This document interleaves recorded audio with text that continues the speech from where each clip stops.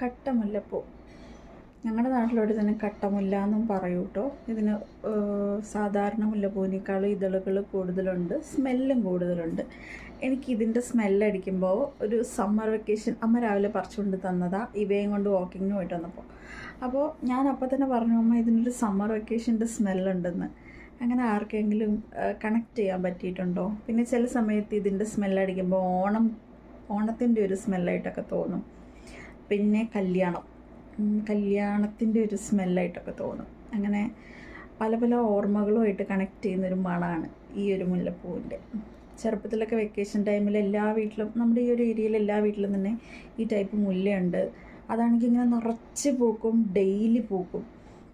അപ്പോൾ കോർത്തിട്ടിങ്ങനെ തലയിൽ മുടിയിലൊക്കെ വയ്ക്കുമായിരുന്നു. ഞാനധികം മുടിയിൽ വെച്ചിട്ടില്ല, മൈഗ്രെയിൻ്റെ പ്രശ്നം എന്നല്ല, എനിക്ക് കുറച്ച് സമയം കഴിയുമ്പോഴത്തേക്കൊരു മടുപ്പ് തോന്നും. ഇങ്ങനെ ഒരെണ്ണമൊക്കെ വെച്ച് മണക്കാൻ ഇഷ്ടം.